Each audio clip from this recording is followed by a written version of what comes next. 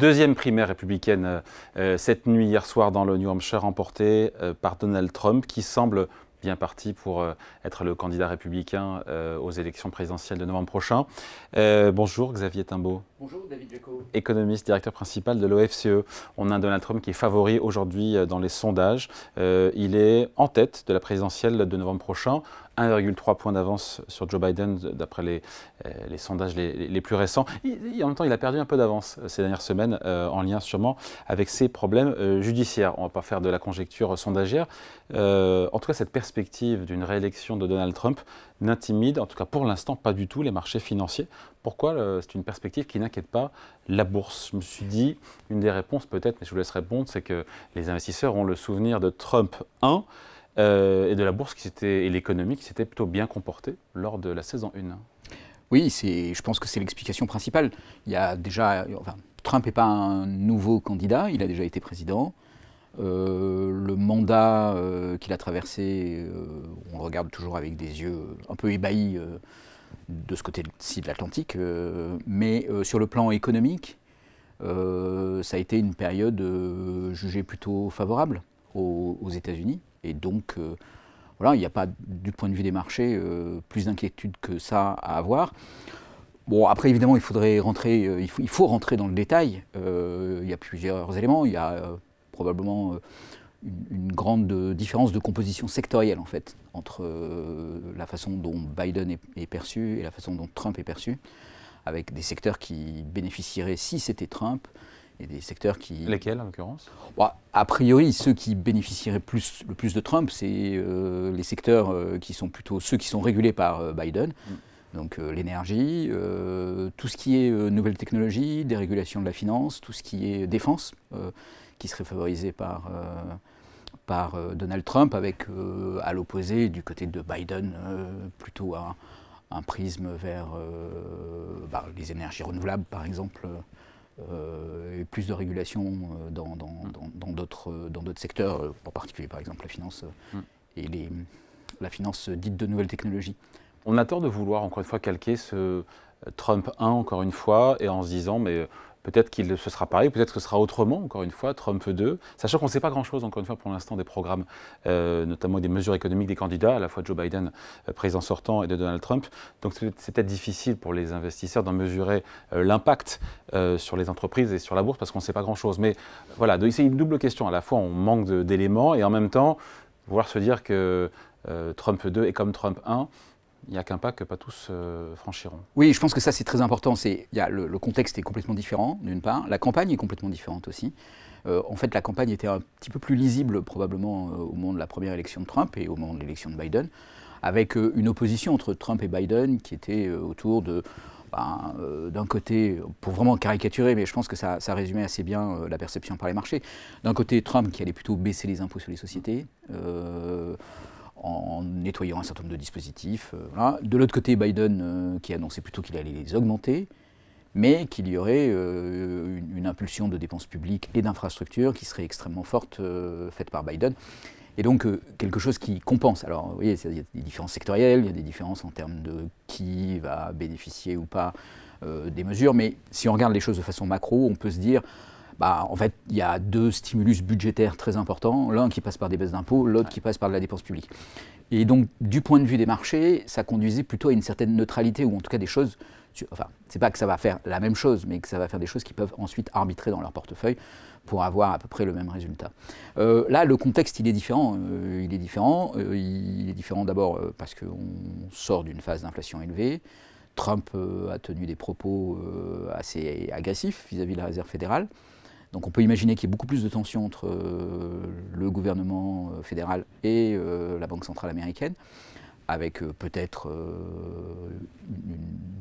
une demande très pressante de Trump pour baisser très rapidement les taux d'intérêt, une résistance de la Banque centrale dans un contexte où l'État américain est quand même plutôt très endetté, avec un déficit important. Oui. Une banque centrale qui dirait plutôt il faut réduire le déficit, et Trump qui dirait en fait je m'en fiche. Donc ça peut conduire à des tensions. Bon, mais en même temps, de nature aussi, si c'est le cas, et s'il aboutit à ses fins, Donald Trump, à satisfaire les marchés d'avoir des taux d'intérêt plus bas. Voilà, alors là aussi on peut jouer sur une espèce de court-termisme en fait, des marchés qui vont se dire, en fait, D'un côté, ça marche à tout bénéf. Oui, en fait, on arrivera à tirer notre épingle du jeu. Enfin, je pense que c'est un peu l'idée des marchés. Il y a une deuxième dimension dans la réélection de Trump qui est peut-être plus effrayante, mais c'est peut-être un point de vue très européen, c'est le côté revanche. Voilà, Trump reste sur l'idée qu'il s'est fait voler sa réélection. Il arrive là pour prendre sa revanche et peut-être avec l'intention de bouleverser plus en profondeur l'appareil institutionnel américain. Ça devrait être de nature à plus effrayer les marchés financiers. Mais comme ça reste très flou, et qu'en gros, quand on ne sait pas, ça n'existe pas, bah, probablement les marchés financiers continuent à ne pas vraiment en fait, intégrer ces éléments-là. Enfin, vous voyez, tout ça sont presque des arguments pour dire on s'en fiche, quoi. C'est-à-dire qu'on arrivera à faire avec l'un ou avec l'autre. Et donc, en fait, ça ne nous concerne pas trop, ce qui est peut-être une façon pas très courageuse de ne pas aller jusqu'au bout des analyses. Ouais, sachant qu'à Davos, les patrons européens semblaient plus inquiets que les patrons américains sur cette possible réélection. Oui. Et patrons américains, c'était un article du Monde qui expliquait que les patrons américains qui insistent sur le faible pouvoir intérieur du président américain, qui peut faire beaucoup de dégâts sur la scène internationale, mais beaucoup moins à l'intérieur du pays. C'est recevable ou pas, ça comme Alors, disons, le système de check and balance aux États-Unis, il est effectivement extrêmement fort. Il ne faut pas oublier, mais c'est vrai pour Biden, ça a été vrai pour Trump aussi. Il y a un congrès. Il y a un congrès et qu'on ne peut pas passer de loi sans le congrès et que le congrès peut bloquer jusqu'à un budget. Donc, c'est des choses qui peuvent être extrêmement limitantes. Bon, par ailleurs, il y a tout un appareil institutionnel qui fait que toutes les lois ne sont pas possibles. Il y a la réponse des États, chacun. Et donc c'est un garde-fou aussi qui peut rassurer les marchés. C'est plein de garde-fous. Et effectivement, ça conduit à ce que la situation intérieure, elle est plutôt stable. Bon, modulo Trump la revanche, hein, parce que là-dessus, on a vu par exemple le dégât qui a été fait à la Cour suprême avec le basculement de la Cour suprême et des tensions très importantes qui pourraient arriver dans le pays avec Trump en allant plus avant dans ce sens. Mais c'est vrai que c'est sur la scène internationale. Et notamment sur l'Europe, si Trump décide de ne plus aider l'Ukraine dans son combat contre la Grèce russe, ce sera un choc sur l'Europe surtout, ce qui aurait des conséquences peut-être sur les marchés financiers, essentiellement en Europe. Tout à fait. Il y a effectivement ces menaces qui sont associées à Trump, donc des tensions beaucoup plus fortes avec la Chine commerciale, beaucoup plus de protectionnisme, dont l'Europe pâtirait, le retrait de l'aide américaine en Ukraine qui mettrait l'Europe dans une situation très difficile, à la fois financièrement, mais aussi géostratégiquement et militairement. Donc tout ça, c'est des éléments, effectivement, enfin, encore une fois, quand on les voit d'Europe, on a très très peur, parce qu'on se dit, Donald Trump, président des États-Unis, ça va faire une énorme différence par rapport à ce que Biden fait, et ça va avoir des conséquences très très fortes qui vont potentiellement retomber sur les États-Unis, mais qui probablement sont au-delà de l'horizon que les Américains observent. Il y a toujours cette idée que, bon, bah, il y a les États-Unis, puis il y a ce qui est au-delà des États-Unis, mais qui est un peu confus et qui n'a pas trop d'importance sur ce pays continent, en fait, et donc, du coup, qui n'intègrent pas trop dans leurs anticipations. Mais quand même, des tensions militaires en Europe, entre l'Europe et la Russie sans l'alliance des États-Unis, des prix de l'énergie dont on imagine qu'ils pourraient grimper. Tout ça, ça aura des conséquences sur les États-Unis. Donc c'est un peu mettre la tête dans le sable, finalement, du point de vue des États-Unis. Certains disent que la bourse est apolitique. Ça fonctionne avec des présidents normaux, j'ai envie de dire, des présidents ou des candidats républicains démocrates classiques. Je pense que c'est presque une doctrine, en fait, aux États-Unis, de dire, d'un côté, il y a les libertés individuelles, l'économie, et puis de l'autre côté, il y a la politique. Et ces deux choses-là doivent être assez séparées. Les évolutions de la société américaine et les évolutions de l'économie doivent être assez déconnectées, et il ne doit pas y avoir trop d'interactions. Je pense que c'est quand même un tout petit peu naïf. Les États-Unis des années 60-70 ont été marqués par la guerre du Vietnam, la guerre froide, la course aux armements. Donc c'est pas deux choses qui sont totalement distinctes. Et l'économie américaine, son fonctionnement, les lobbies qui sont alimentés à l'intérieur de cette économie ne sont pas du tout sans lien avec ce qui se passe dans le monde. Et puis on n'en a pas parlé, mais c'est quand même un point important. Il y a la question du changement climatique. Là aussi, vous vous rappelez, quand Trump a été élu, il a retiré la signature des accords de Paris américaines, ce que Biden a remis dès qu'il a été, le premier mois où il a été élu. Mais on peut imaginer aussi, de ce point de vue-là, alimenter beaucoup de tensions. Et puis peut-être aussi avoir des conséquences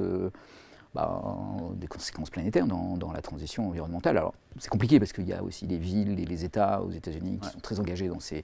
Des États qui bénéficient, États républicains, qui bénéficient beaucoup de l'Inflation Reduction Act de Joe Biden. C'est là où ça sera compliqué de le débrancher.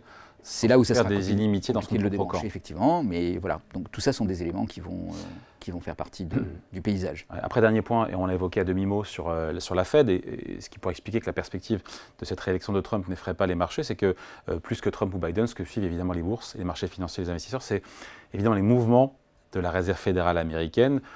Quand ou de combien vont baisser les taux en 2024, en 2025 de la Fed, même si on l'a dit, il y aura peut-être des pressions très fortes de la part de Trump. Ce ne sera pas le même dialogue, en tout cas. On ne peut pas imaginer que ce soit le même dialogue entre Trump et la Réserve fédérale et entre Biden et la Réserve fédérale. Après, oui, les marchés, ils sont effectivement obsédés par cette question de la baisse des taux d'intérêt. C'est le facteur numéro 1 qui va jouer sur la valorisation des cours en 2024 et en 2025.